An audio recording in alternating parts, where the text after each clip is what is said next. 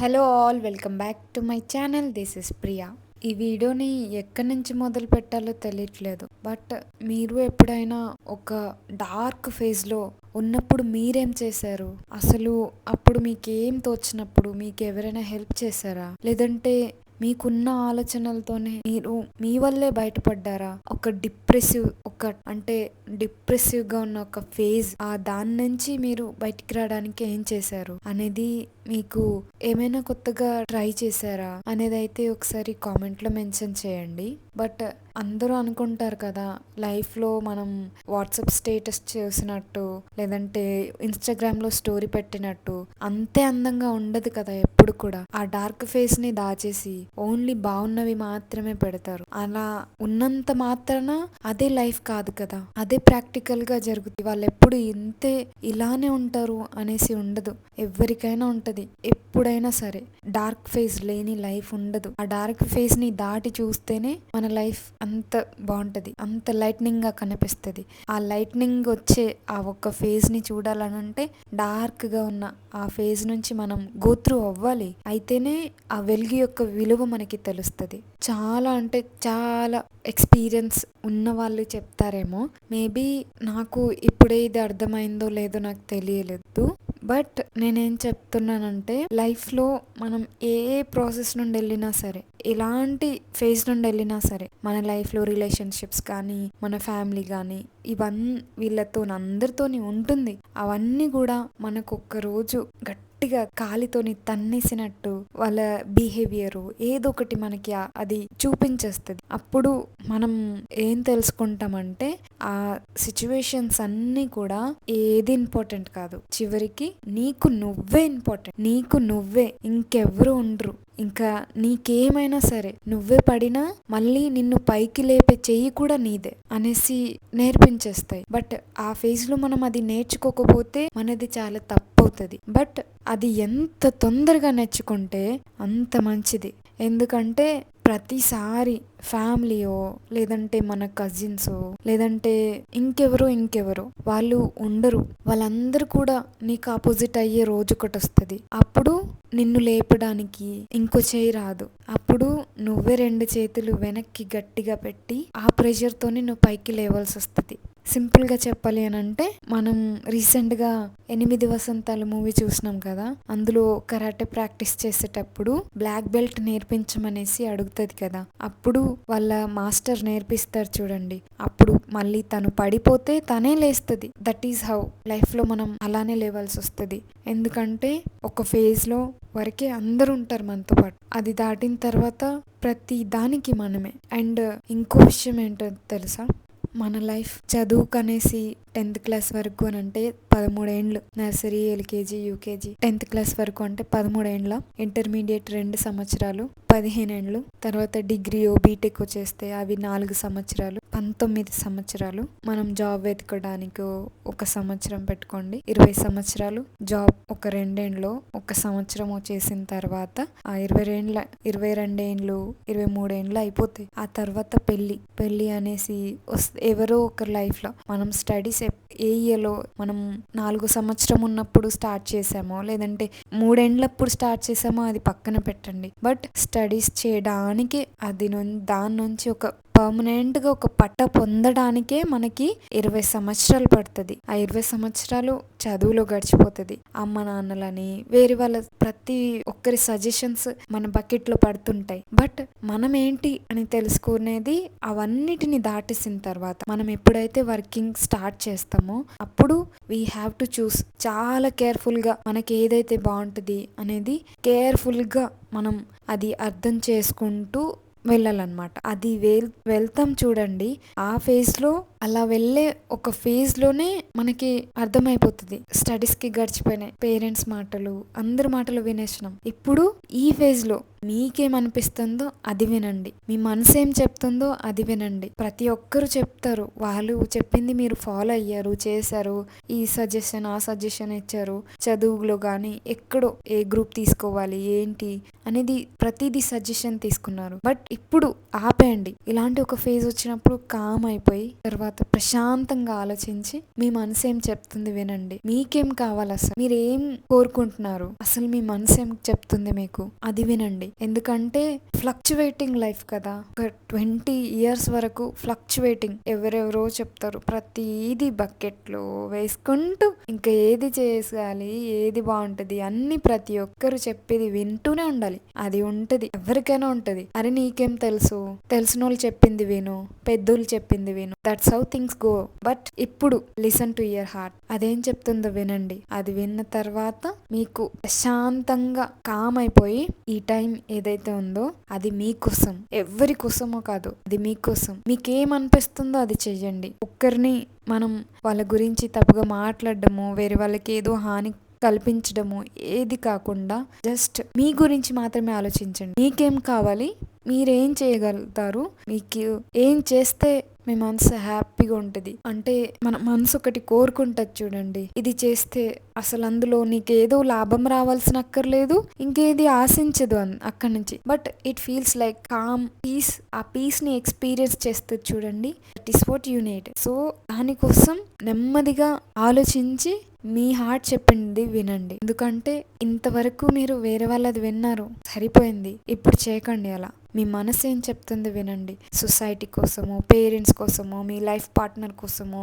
లేదంటే కజిన్స్ కోసమో, ఫ్రెండ్స్ కోసమో అన్ని వదిలండి, అన్ని పక్కన పెట్టేయండి. హస్బెండ్, వైఫ్ అన్ని పక్కన పెట్టి జస్ట్ మీ సోల్ ఏం చెప్తుంది, మీ సోల్కి ఏం కావాలి, మీ హార్ట్ ఏం ఫీల్ అవుతుంది, జస్ట్ బయట ప్రపంచంతో కాకుండా మీలోని దాగి ఉన్న ఆ ప్రపంచాన్ని తెలుసుకోవడానికి ట్రై చేయండి. ఆ ప్రపంచంలో విహరించడానికి ప్రయత్నించండి. అక్కడ మీకు నిజమైన లైఫ్ ఏంటో తెలుస్తుందని నేను ఫీల్ అవుతున్నాను. మీరు మాటలన్నీ ఇంత డీప్గా, ఇంత ప్రశాంతంగా వింటారో లేదో నాకు తెలీదు.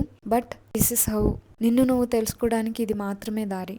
అందులోనూ చెప్పాలి అని అంటే ఆడపిల్లలకి లైఫ్ ఇంకా చాలా టఫ్గా ఉంటుంది. అసలు నాకేమనిపిస్తుంది అంటే అమ్మాయి అబ్బాయి అవయవాల తేడాతో కాకుండా జస్ట్ వాళ్ళని ఒక మనిషిలాగా చూడాలి. వాళ్ళని వాళ్ళ బాడీ పార్ట్స్ తోని డిఫరెన్షియేట్ చేయొద్దు.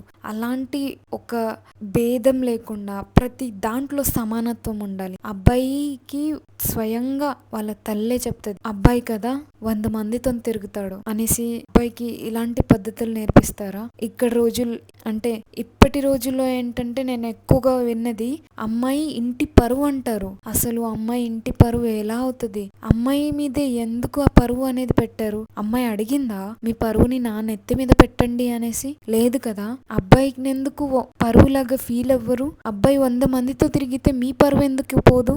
అమ్మాయి ఏం చేసినా తప్పు, తన డ్రెస్సింగ్ స్టైల్ నుంచి ప్రతి దానికి జడ్జ్ చేస్తారు. ఇది నాకు అస్సలు నచ్చదు. అది ఫెమినిజం కావచ్చు, ఏమన్నా అనొచ్చు, బట్ నేను ఫెమినిస్ట్ లానే ఫీల్ అవుతాను. ఎందుకంటే ఫెమినిజం ఎక్కడ అనంటే అది అబ్బాయిలకు కూడా అవసరమే. బికాస్ వాళ్ళ స్వేచ్ఛ వాళ్ళకి ఉండాలి.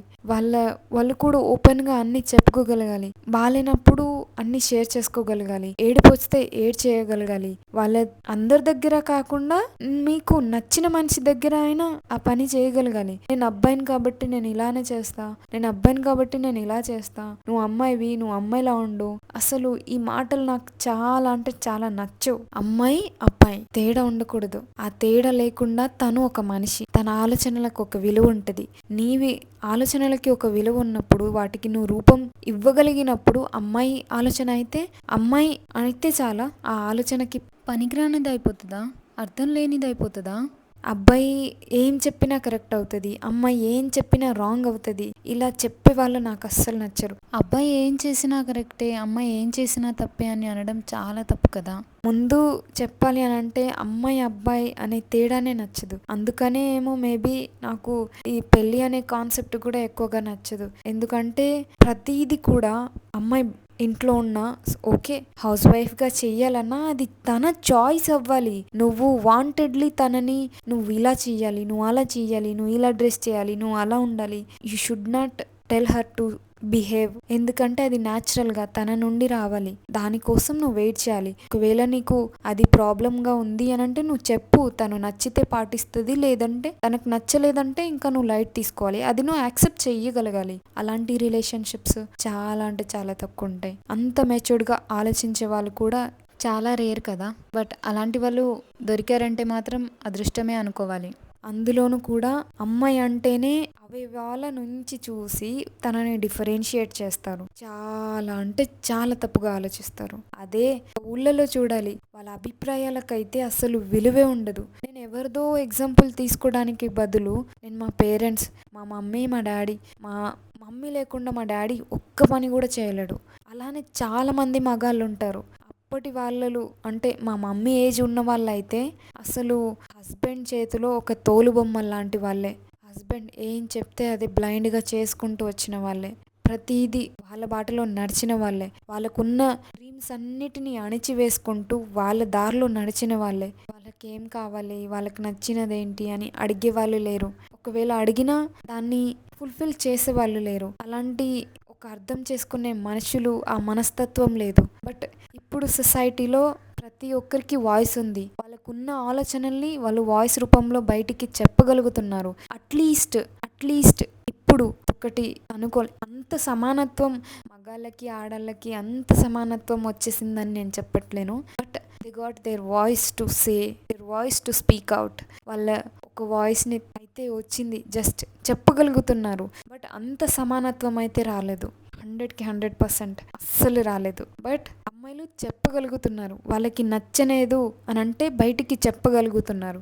అది కూడా ఎంతోమంది గొప్ప గొప్ప వాళ్ళు దీని గురించి ఫైట్ చేయడమో, లేదంటే వాళ్ళు వాయిస్ రేస్ చేయడమో, అలా ఎన్నో జరిగిన తర్వాత ఈ రోజుకి వాళ్ళు చేసిన ఆ ఫైట్కి రిజల్ట్గానే ఈరోజు ఈ మాత్రం వాయిస్ కూడా వాళ్ళు అంటే బయటికి చెప్పగలుగుతున్నారనమాట. వాళ్ళు అప్పుడు చేసిన ఫైట్స్ వల్లే ఈరోజు అట్లీస్ట్ వాళ్ళకి ఇది నచ్చుతుంది, అది నచ్చట్లేదు అనేసి అట్లీస్ట్ చెప్పగలుగుతున్నారు. ముందైతే అది కూడా లేదు కదా. బట్ మగాళ్ళకి అది డైజెస్ట్ అవ్వట్లేదు. ఎందుకంటే ఆడదంటేనే అలా చూస్తారు కదా. నాకు ఇది చాలా అంటే చాలా నచ్చదు. అందుకని నేను వేరే వాళ్ళ విషయంలో కావచ్చు, ఎవరి విషయంలోనో కావచ్చు, ఫెమినిస్ట్ లాగానే నేను రియాక్ట్ అవుతా. ఫెమినిస్ట్ అంటే తప్పుగానే అనుకోవడానికి ముందు ఫెమినిస్ట్ అంటే సమానత్వం. ఫెమినిస్ట్ అంటే జెండర్ డిఫరెన్షియేషన్ లేకుండా ప్రతి ఒక్కరికి ఈక్వల్గా ట్రీట్ చేయడం, ప్రతి ఒక్కరికి ఈక్వల్ రైట్స్ ఉండటం, ప్రతి ఒక్కరికి ఈక్వల్ చాయిసెస్ ఉండడం. వాళ్ళ చాయిసెస్ని వాళ్ళు ఐ డోంట్ నో ఎంతమంది ఈ వీడియోని కంప్లీట్గా చూస్తారు అనేసి. బట్ ఎవరైతే చూస్తారో వాళ్ళని మనం వేలలో లెక్క పెట్టచ్చు. ఎందుకంటే ఆ ఛానల్లో అంతమంది పెద్దగా ఏమీ లేరు నాకు తెలుసు. బట్ ఇక్కడ 2000 కనిపిస్తున్నా చూసే వాళ్ళైతే 100లో ఉంటారు. అందులోనూ మొత్తంగా చూసే వాళ్ళైతే 10లో ఉంటారు. సో అదైనా చాలు. నాకు ఈ వీడియోస్ చేస్తున్నాను అని అంటే దీని నుంచి నాకేదో ఆశించేసి అని ఇందాకే నేను మీకు చెప్పాను కదా, ఒక పని చేసినప్పుడు దాని నుంచి నువ్వు ఎక్స్పెక్టెడ్ రిజల్ట్స్ రాకపోయినా సరే అది నీకు చెయ్యడానికి ఎవ్రీడే కొత్త ఇంట్రెస్ట్ రావాలి, కొత్తగా చెయ్యాలనిపించాలి. అది చేసిన తర్వాత నీకు ప్రశాంతంగా అనిపించాలి. అది చేసేటప్పుడు నీకు అలసట రాకూడదు. అలాంటి ఒక పని నాకు ఇది. సో ఈ వీడియోస్ చేయడంలో నన్ను నేను మర్చిపోతాను. నేను అంతగా పెడతాను దీని మీద. కాబట్టి నేను దీని నుంచి నాకేదో రిజల్ట్ రావాలి, ఎవరెవరో కోట్లలో లక్షల్లో సంపాదించేస్తారు కాబట్టి నేను కూడా అలా త్వరపడి చెయ్యాలి అనేదంతా నాకు అసలు లేదు. బట్ ఒక పని చేసినప్పుడు మన సోల్ హ్యాపీగా ఫీల్ అవుతుంది చూడండి. మనకు అలసట రాకుండా, అసలు ఎంతసేపు రా బాబు ఎప్పుడైపోతుంది ఇది అనేలాగా ఫీల్ అవ్వకుండా, ఇంకా ప్రతిరోజు అది చేసేటప్పుడు కొత్త ఇంట్రెస్ట్తోని చేయాలని అనిపించడం, అది చాలా గొప్ప విషయం. అసలు అలాంటి పని అసలు ఈ యూట్యూబ్ వీడియో అని నేను చెప్పట్లేను. ఇలా మీ లైఫ్లో ఇంకేదైనా పని ఉండొచ్చు. అది మీరు చేసేటప్పుడు మీకు అలసట రాకుండా, కొందరికి వంటలు అంటే బాగా ఇష్టం. అది రోజు కొత్తగా ఎలా చేయాలని అనిపిస్తుంది, ఇంకా కొత్త రెసిపీస్ ట్రై చేయాలని అనిపిస్తుంది. దట్ ఈస్ వాళ్ళకి మనసుకి నచ్చిన పని అది. సో అక్కడ దాని నుంచి వాళ్ళు ఏదో పొగడతలు వచ్చేయాలి ఇవన్నీ ఎక్స్పెక్ట్ చెయ్యరు. Just they wanted to give there 100% in it and మంచి రిజల్ట్ దాని నుంచి తీసుకోవాలి. అంతేకాని వాళ్ళు మళ్ళీ ఇచ్చేసిన తర్వాత బాగుంది లేదు వాళ్ళు పొగడాలి ఇవన్నీ ఆశించరు. సో ఇలాంటి కొన్ని హాబీస్ ఉంటాయి, కొన్ని ఉంటాయి కదా, అలాంటి పనులలో నాకు ఇది అనమాట. సో నేను ఇందులో నుంచి నాకు ఏమి వచ్చినా పర్లేదు, రాకపోయినా పర్లేదు, but I will keep doing it. నేను కొత్తగా చేయడానికి ట్రై చేస్తాను ఎప్పుడు కూడా. నా గురించి చెప్పడం అని కాదు కానీ అసలు ఏదైనా పని మీకు నచ్చినదైతేనే చేయండి. ఎవరో ఫోర్స్‌ఫుల్‌గా నీ సిట్యుయేషన్స్ ఏదో డిమాండ్ చేయకూడదు. బట్ అది నీకు నచ్చాలి. నీకు నచ్చనంత వరకు just stay away from that. నీకు నచ్చితేనే చెయ్యి ఏదైనా సరే. ఎందుకంటే నచ్చని పని చేసేటప్పుడు ఎంత ఇబ్బంది పడతామో అది ఎవరిది వాళ్ళకే అర్థమవుతుంది. ఆ ఇబ్బంది ఎంత ఘోరంగా ఉంటుందంటే మనం ఫిజికల్గా ఏదో దెబ్బతిన్నప్పుడు మనకి ఎంత పెయిన్ ఉంటుందో ఒక డిప్రెసివ్గా లేదంటే మనకి నచ్చని పని చేస్తున్నప్పుడు, నచ్చని ప్లేస్లో ఉన్నప్పుడు, నచ్చని మనుషుల మధ్య ఉన్నప్పుడు మనకి అంత ఇబ్బంది కలుగుతుంది. మనకి ఫిజికల్గా ఎంత పెయిన్, యాక్సిడెంటో లేదంటే జ్వరమో, కాళ్ళ నొప్పులో చేతుల నొప్పులో ఏదో వచ్చినప్పుడు మనకి ఎంత పెయిన్ఫుల్గా ఫీల్ అవుతామో, ఇప్పుడు నచ్చని పని ఒకటి చేసినప్పుడు, నచ్చని మనుషుల మధ్య ఉన్నప్పుడు, నచ్చని సిచ్యువేషన్స్ మధ్య ఉన్నప్పుడు, నచ్చనిది ఏదో చేస్తున్నప్పుడు అంత ఉంటుంది. మనం మెంటల్గా కూడా అలానే ట్రీట్ చేయాలి. ఎందుకంటే ఫిజికల్గా అయితే కనిపిస్తుంది, మెంటల్గా మనకి ఎంతవరకు అది మనల్ని ఎఫెక్ట్ చేసింది అనేది మనకు కనపడదు. అది చూడాలి అని అంటే నీలోని నిన్ను నువ్వు చూడగలగాలి. అసలు నీకేం కావాలో నీకు తెలియాలి. నీ మీద నీకు క్లారిటీ ఉండాలి. నీకంటే గొప్పగా నిన్ను ఎరిగిన వాళ్ళు ఎవ్వరు ఉండరు. నిన్ను నువ్వు తెలుసుకున్నంతగా ఇంకా ఈ ప్రపంచంలో ఇంకెవ్వరు తెలుసుకోరు. నీ గురించి నీకే బాగా తెలుసు, నీకే అర్థమవుతుంది. కాబట్టి నీ లైఫ్కి నువ్వే ఒక CEO. ఇంక నువ్వేం చెప్తే అదే. బట్ ఏం చేసినా సరే అందులో నీకు నచ్చినదే చెయ్యి. అప్స్ అండ్ డౌన్స్ లేని లైఫ్ ఉండదు. కొన్ని రోజులు స్మైల్ చేస్తాం, కొన్ని రోజులు ఏడుస్తాం. ఏడుపు లేకపోతే స్మైల్ చేసేదానికి, నవ్వేటప్పుడు ఏడవలేదు అని అంటే మన నవ్వుకి అర్థం ఉండదు. దాని విలువ మనకు తెలీదు. మనం ఏడిస్తే తప్ప మనకి ఆ రోజు యొక్క విలువ అర్థం కాదు. కాబట్టి అన్నీ కామన్గా తీసుకోవాలి, ఏది పర్మనెంట్ కాదు. ఇవన్నీ ప్రాసెస్లో కూడా నిన్ను నువ్వు తెలుసుకోవడం చాలా ఇంపార్టెంట్. ఈ వీడియో నేను చేయడానికి కూడా పెద్ద ఇంటెన్షన్ ఏంటి అని అంటే, నీ లైఫ్లో ఏదైతే జరుగుతుందో, నువ్వు గో త్రూ అయ్యే ప్రాసెస్ ఏదైతే ఉంటుందో అవన్నీ కూడా అల్టిమేట్గా నీకు ఏం నేర్పిస్తాయంటే నీకు నువ్వే మిగులుతావు, ఇంకెవరు ఉండరు. ఒక ఫేజ్ వరకే ఉంటుంది, ఒక స్పార్క్ ఇలా వచ్చి వెళ్ళిపోతుంది చూడండి.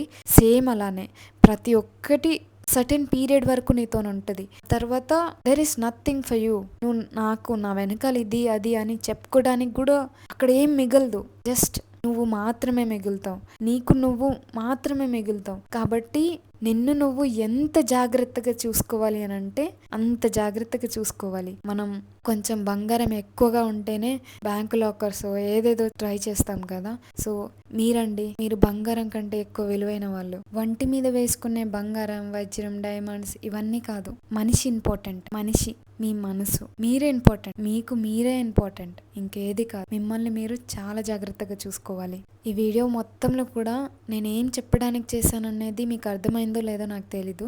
బట్ నేను ఇదంతా చెప్పడానికి దీంట్లో నా అర్థం ఏంటంటే మీకు మీరే ఇంపార్టెంట్, ఇంకేది లేదు.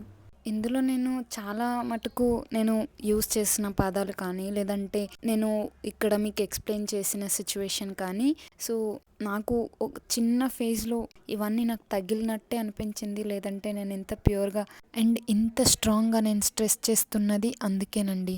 నేను ఇలాంటి సిచ్యువేషన్లో ఉన్నప్పుడు మా అక్క, మా మమ్మీ నాతో పాటు చాలా సపోర్టివ్గా, చాలా పాజిటివిటీ నా చుట్టూ ఉండేలాగా చూసుకున్నారు నన్ను. దానికి I feel like blessed to have them. But నేను కొన్ని సిచ్యువేషన్ నుండి గో త్రూ అయ్యాను కాబట్టి నాకు ఇన్ని వస్తున్నాయని నాకు అనిపిస్తుంది. బట్ నేను కూడా మీకు అదే చెప్పాలని అనుకున్నాను. బట్ ఎవరిని కూడా బ్లైండ్గా నమ్మినా లాస్ట్కి ఇంకా అందులో చిన్న తేడా ఏదైనా జరిగినా కూడా నువ్వు చాలా కొలాప్స్ అయిపోయే సిచ్యువేషన్కి వెళ్ళకుండా నిన్ను నువ్వు ముందే ప్రిడిక్ట్ చేసుకోవడానికి ఈ వీడియో మీకు చాలా హెల్ప్ అవుతుంది అనేసి నేను ఈ వీడియోని అయితే చేశాను. But don't trust anyone. అది ఫ్యామిలీ కావచ్చు, బయట వాళ్ళు కావచ్చు, మీ రిలేషన్షిప్ కావచ్చు, మీ పార్ట్నర్, మీ హస్బెండ్, ఎవరు అయినా సరే వాళ్ళు ఓకే రిలేషన్షిప్ ఇవన్నీ ఉండటం కామన్, వాళ్ళని మనం ట్రస్ట్ చేయడం కూడా common. But at the end నీకు నువ్వు ఇంపార్టెంట్. నీ వాల్యూస్, నీ సెల్ఫ్ రెస్పెక్ట్, నీకు నువ్వు అనేది ఒకటి ఉండాలి. అట్లీస్ట్ వాళ్ళతో ఉంటూనే నీ బౌండరీస్ నీకు ఉండాలి. నీలోని నీ ప్రపంచం నువ్వు రోజు దాన్ని తెలుసుకుంటూ ఉండాలి. నీ హెల్త్ ఎలా, లేదంటే నీ మెంటల్ సిచ్యువేషన్, మీ మెంటల్ స్టేటస్ ఎలా ఉంది,